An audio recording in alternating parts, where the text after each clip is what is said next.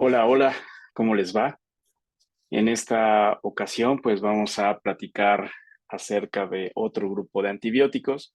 Esos antibióticos se encargan de inhibir la síntesis de proteínas bacterianas. Y pues en este grupo de antibióticos hay dos grandes grupos en los que podemos agrupar diferentes clases de antibióticos. Hay unos que intervienen con la síntesis de proteínas bacterianas en la subunidad 30S de los ribosomas bacterianos, y en esta categoría están los aminoglucósidos y las tetraciclinas.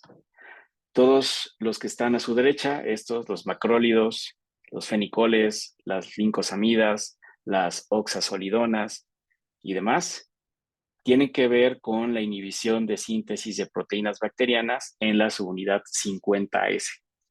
Entonces, si alguna vez alguien les pregunta, oye, ¿cuál es el mecanismo de acción del lefamulín? Entonces, ustedes tendrán que recordar esta imagen y decir, ok, inhiben la síntesis de proteínas bacterianas en la subunidad 50S, ¿no? Les pongo todo esto porque existen más antibióticos de los que generalmente se revisan en los temarios académicos. En esta sesión, pues vamos a platicar de los más comunes utilizados, eh, los que son más probables de que ustedes tengan contacto en el futuro próximo, pero observen que hay algunos que tienen incluso, por ejemplo, el mupirocin, que tiene un mecanismo de acción bien interesante que interviene en procesos específicos del acoplamiento de la información en los ribosomas en la subunidad 50S, ¿no? Entonces, no solamente son los que les cuentan, tienen que estar acostumbrados a estar buscando más información y en algún momento, en 5 años, en 10 años, pues bueno, vamos a tener seguramente más exponentes de cualquiera de los dos grupos. Y bueno, empecemos con los aminoglucósidos. Los aminoglucósidos son eh, estos antibióticos que, como ya dijimos, intervienen con la subunidad 30S para inhibir la síntesis de proteínas bacterianas y tienen dos propiedades muy interesantes. La primera es que tienen una mayor actividad matadora de bacterias a mayor concentración, ¿no? Si tienen más concentración, matan más bacterias. Y además tienen una cosa que se llama efecto post-antibiótico. Esto quiere decir que si las concentraciones plasmáticas de los aminoglucósidos son inferiores a la concentración mínima inhibitoria del crecimiento bacteriano, aún así siguen matando bacterias. ¿Esto qué quiere decir? Esto quiere decir que eh, los antibióticos se quedan en los tejidos matando más bacterias, y las concentraciones que sean en el plasma no necesariamente reflejan las concentraciones tisulares que están matando las bacterias, ¿no? Entonces, estas son dos características importantes de los aminoglucósidos. Y bueno, todos estos sirven para matar bacterias aerobias gram negativas y también micobacterias. El problema de los aminoglucósidos es que exhiben dos reacciones adversas particularmente no deseables, ¿no? La nefrotoxicidad y la ototoxicidad. La ototoxicidad puede ocasionar hipoacusia bilateral, eh, algunas veces irreversible, y también hipofunción vestibular. Hablando de la streptomicina y la gentamicina, pueden producir estos efectos hasta en un 20%. Hablando de la micacina y la canamicina, hasta en un 25%, o sea, no es un porcentaje pequeño. Hablando de la nefrotoxicidad, eh, se debe a que se acumulan estos antibióticos en células del túbulo proximal. En un 8 a 26% exhiben una categoría de nefrotoxicidad leve, y la mayoría de las veces es reversible. Pero, ¿qué pasaría si nosotros administramos aminoglucósidos a un paciente que tiene antecedentes de nefropatía o tiene algún otro factor de riesgo de nefropatía? Entonces la posibilidad de causar nefrotoxicidad pues es más grande. Estas tablas ya las conocen. Se pone el fármaco, el mecanismo de acción, la farmacocinética relevante, cuáles son su espectro de acción. En este caso, en el rubro de farmacodinamia es qué bichos mata y cuáles son las reacciones adversas importantes. Observen que la micacina se puede administrar únicamente por vía parenteral, intravenosa o intramuscular. Ya habíamos dicho que su espectro es contra gram negativos. Aquí hay algunos ejemplos de infecciones causadas por gram negativos. Ya habíamos dicho que las reacciones adversas son ototoxicidad o nefrotoxicidad. Evidentemente no es buena idea administrarla durante el embarazo, ¿no? Porque los chamacos están susceptibles o son susceptibles a estas alteraciones vestibulares o renales. Y como no se elimina tanto por leche materna, pues sí se puede administrar durante la lactancia. Otro aminoglucósido es la gentamicina. Observen que además de la administración intravenosa o intramuscular, se puede administrar por vía oftálmica o tópica. Eso también aplica para otros aminoglucósidos como la tobramicina. Y entonces, igual, observen el espectro, ¿no? Gram negativos y las mismas reacciones adversas.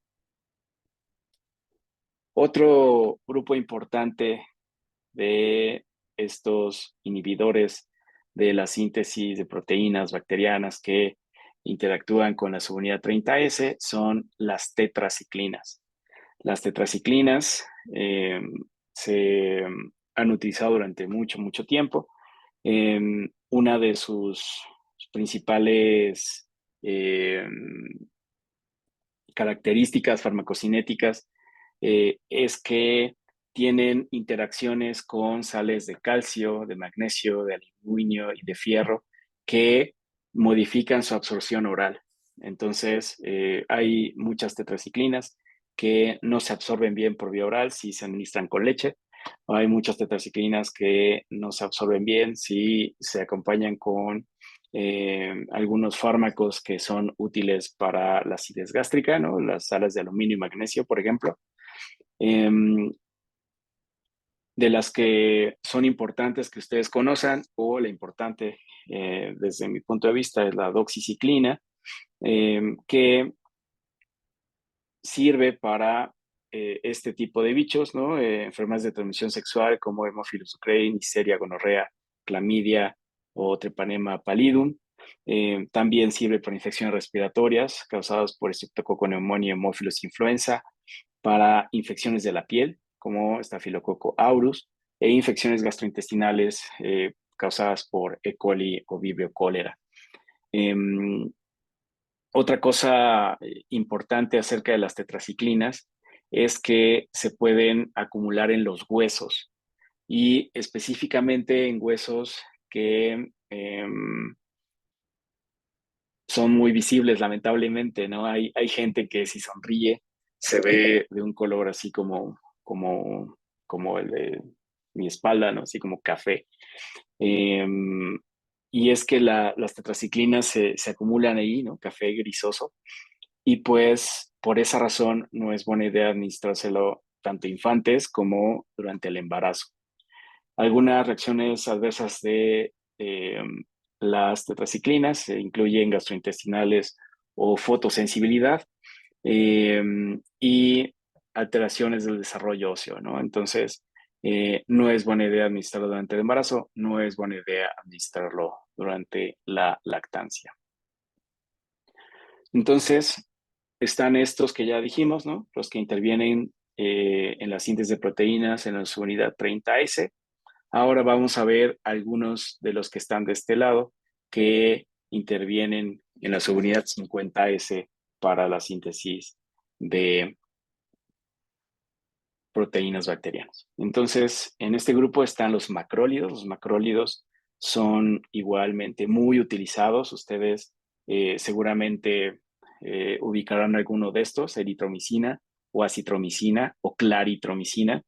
El asunto que hemos observado, que se ha observado con el paso del tiempo, recuerden que el mal uso de antibióticos acarrea la posibilidad de que las bacterias generen resistencias y como estos los hemos utilizado mucho en los últimos años, pues hemos observado patrones de resistencia vinculadas a la salida del fármaco por bombeo activo o porque hay enzimas que modifican el blanco del ribosoma o hay mutaciones que alteran las proteínas ribosómicas. Entonces, un tip importante, si alguna vez les preguntan resistencias bacterianas, acuérdense del mecanismo de acción y de esa forma ustedes pueden intuir las respuestas de opción múltiple, si están haciendo un examen de esas características, cuál es la respuesta correcta.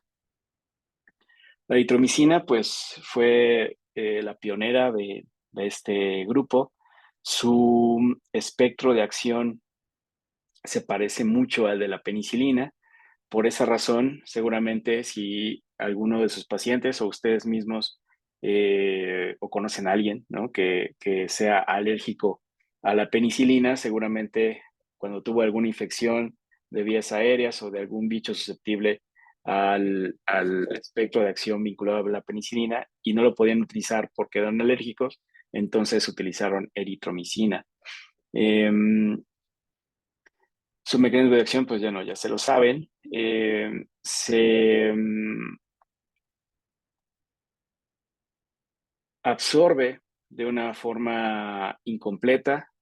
La comida retrasa su absorción y además la eritromicina se parece a una molécula que se llama motilina. Y entonces, como podrán imaginar, si la eritromicina se parece a la motilina, entonces puede hacer cosas que hace la motilina y la motilina lo que hace es aumentar la peristalsis del tracto gastrointestinal. Eso quiere decir entonces que causa alteraciones gastrointestinales como diarrea. Algo importante también desde el punto de vista farmacocinético es que es sustrato y también es inhibidor de citocromo 3A4. Entonces tenemos que identificar si vamos a administrar este fármaco con otro fármaco que se biotransforme en ese citocromo. También este grupo, todos los macrólidos, intervienen o hacen que exista un aumento en el intervalo QT cardíaco. Entonces puede provocar arritmias. La citromicina es, desde el punto de vista cinético, mucho más amigable que la eritromicina. Ustedes pueden ver acá que su vida media, la vida media de la eritromicina anda por ahí de 1.6 horas. Vean la vida media de la citromicina, que anda ahí entre 11 y 68 horas.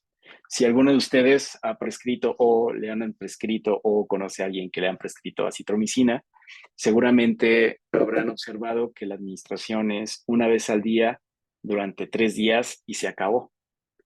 Si ustedes recuerdan otros esquemas posológicos de otros antibióticos, pues son tomas varias veces al día durante muchos días, ¿no? A veces 7 o 14 días, dependiendo de la infección. En el caso de la citromicina son 3 días. ¿Eso por qué puede ser?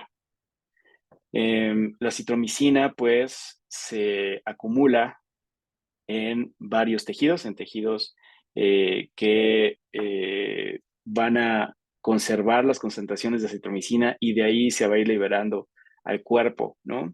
Entonces, además de que tiene una vida media muy larga, su volumen de distribución es muy grande y además se acumula en los tejidos y entonces podemos tener la certeza de que con 3 dosis durante 3 días es suficiente para matar a los bichos que nosotros estamos suponiendo que están causando la infección. Tiene efecto posantibiótico. Las concentraciones intracelulares son elevadas, son más grandes que las que están en el plasma y pues bueno, eso explica entonces por qué lo podemos utilizar de esa forma. La citromicina se administra por vía oral, su distribución es extraordinaria, igual que todos los que pertenecen a este grupo, los macrólidos aumentan el intervalo QT y entonces tenemos que estar pendientes de las reacciones adversas que tengan que ver con arritmias cardíacas.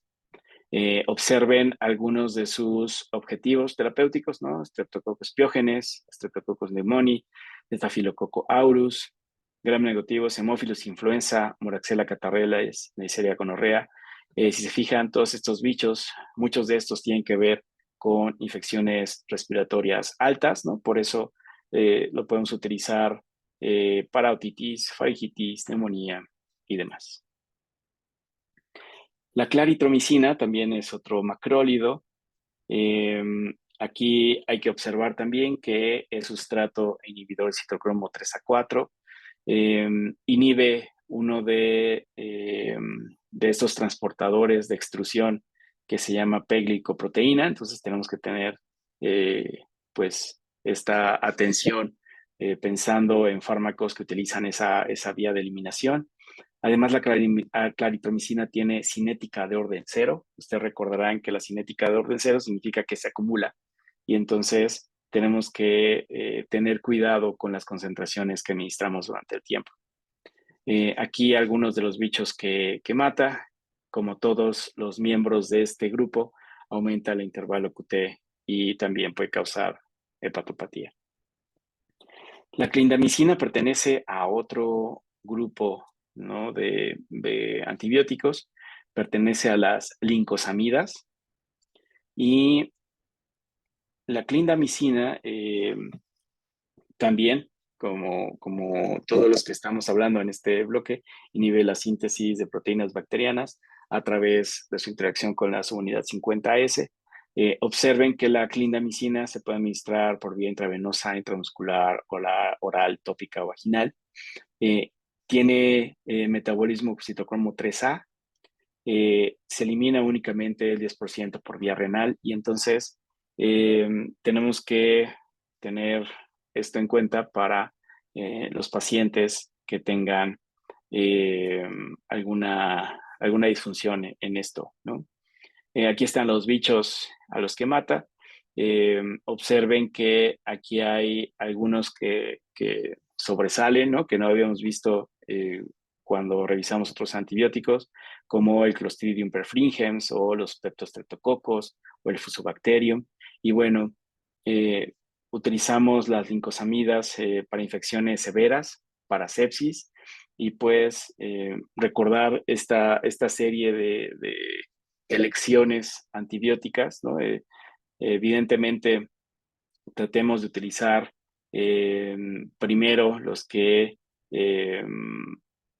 son más comunes, digamos, y mientras vamos avanzando en la escala y tal vez mientras van apareciendo más resistencias, pues entonces utilizamos este otro tipo de estrategias. Como siempre, lo que les digo, pues traten de concientizar a los pacientes de que terminen los tratamientos y que no se automediquen. El cloranfenicol también interviene en la subunidad 50S.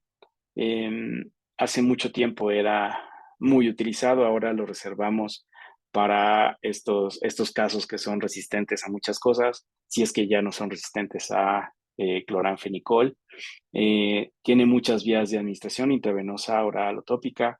Su metabolismo es hepático, pero no por citocromos, es a través de UGT. Observen cuál es su perfil, ¿no? Hemófilos influenza, Neisseria, meningitis, Mycoplasma, Shigella, Salmonella. Eh, Hace mucho tiempo era como la primera elección de tratamiento para Salmonella. Desafortunadamente ya existen muchas resistencias. Igual siempre les digo que independientemente de que sospechan cuál es el agente causal de la infección que están viendo, mándenle hacer un antibiograma a su paciente para ver si el antibiótico que están utilizando es el adecuado. Hay algunas reacciones que son muy importantes con el cloranfenicol y el adjetivo que toman se llama pancitopenia, porque hay una depresión de la médula ósea total y entonces no se forman leucocitos, no se forman eritrocitos y no se forman plaquetas. Entonces tenemos que estar como muy atentos a la posibilidad, si estamos usando el cloranfenicol, de que exista depresión de médula ósea. Y además también hay un síndrome clásico que les encanta preguntar en los exámenes nacionales de residencia, que es el síndrome de niño gris, que se vincula al uso de cloranfenicol. Entonces, espero que les haya servido. Eh, recuerden que si tienen alguna duda, pueden escribirme. Si quieren proponer algún tema que quieran tratar en estas charlas, pues ahí también lo escriben. Y pues que estén muy bien. Nos vemos pronto.